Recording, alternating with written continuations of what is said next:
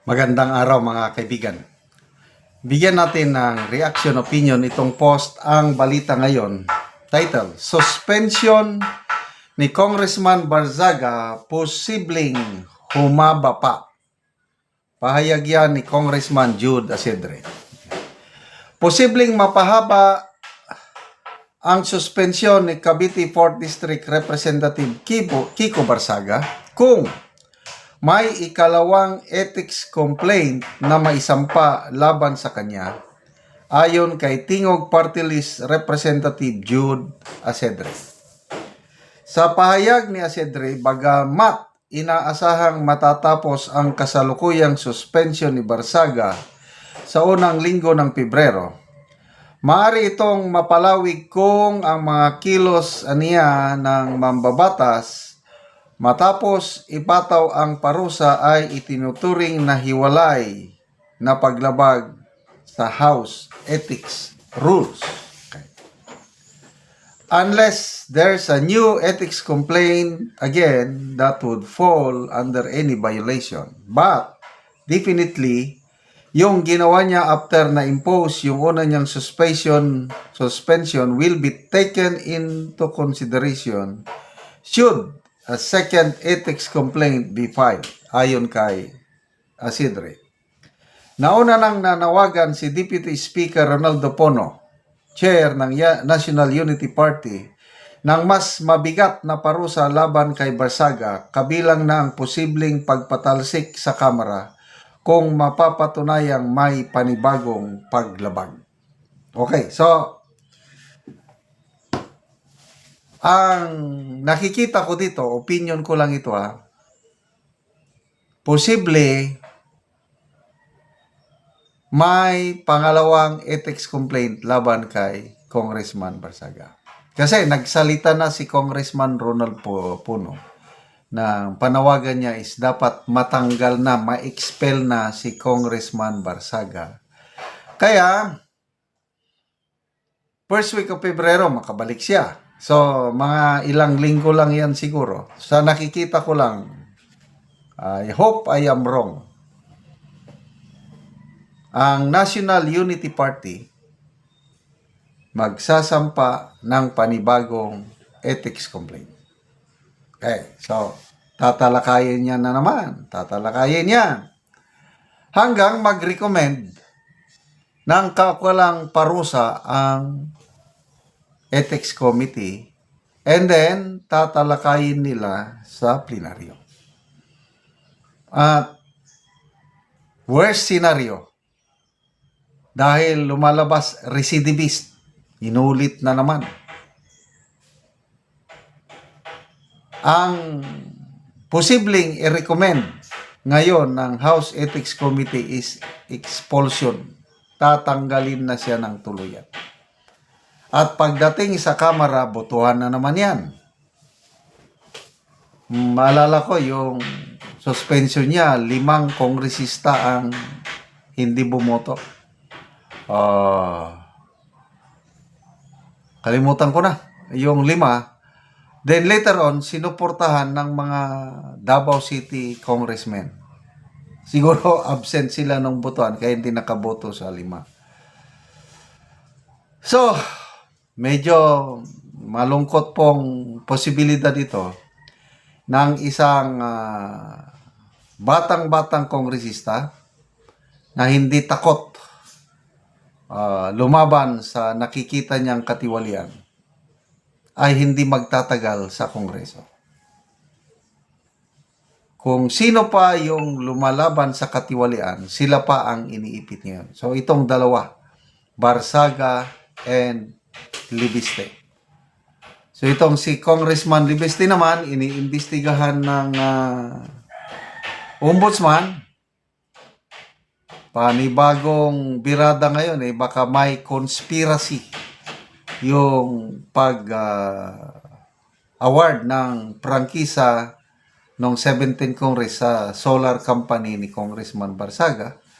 At sinasabi ni Attorney Claire Castro na kung mapatunayan na may conspiracy, nagsabwatan ang mga kongresista ang mga senador at itong kumpanya ni Libiste noong 2019, 17 Congress, ay pwede siyang sampahan ng large-scale estafa.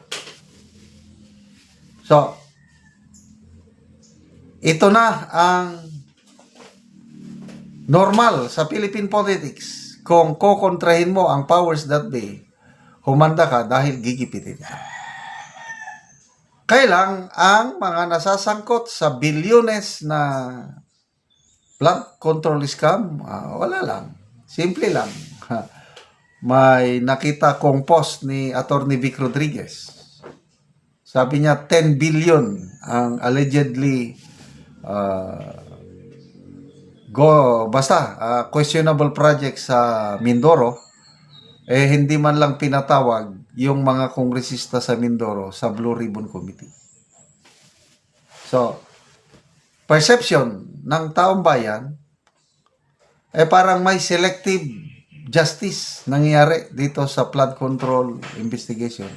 Kung sino lang ang gusto nilang madiin, yun lang. Kailang yung kalyado nila ligtas. Kaya galit na galit itong Makabayan Black. Ngayon, sinupalpal nila ang Pangulong Marcos Jr. dahil nagsabi siya na matatapos na ang trabaho, investigasyon ng ICI. At wala na. Sabi ng ICI, sinabayan na rin ni Congresswoman De Lima na pakitang tao lang palabas, intermission number lang ang ICI.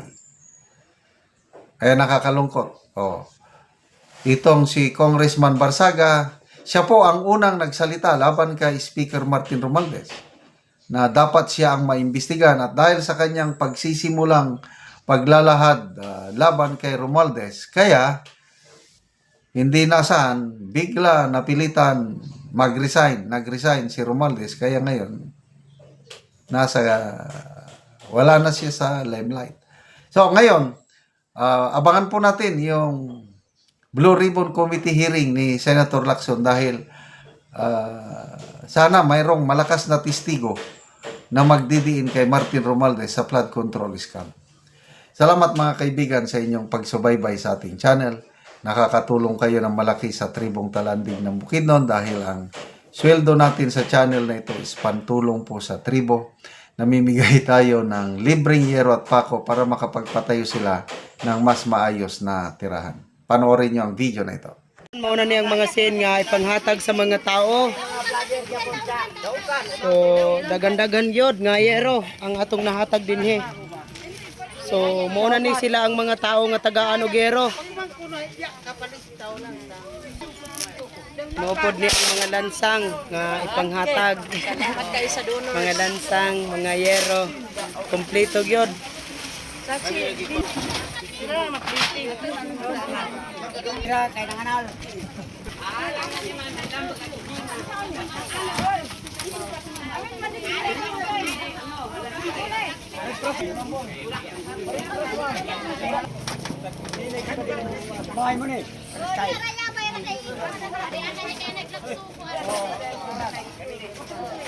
Butangan og pangalan sa kada isa.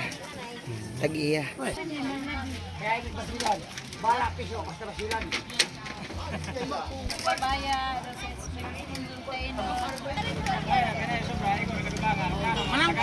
Magbahin-bahin na, modala na sa yang bahin ang kada isa.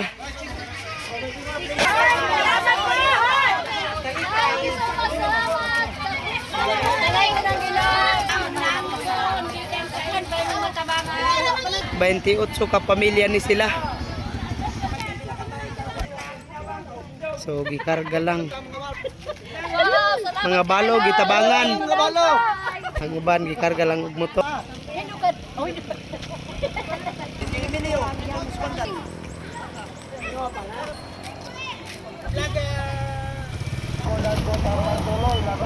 Hey, kasi bulik ko. Hoy.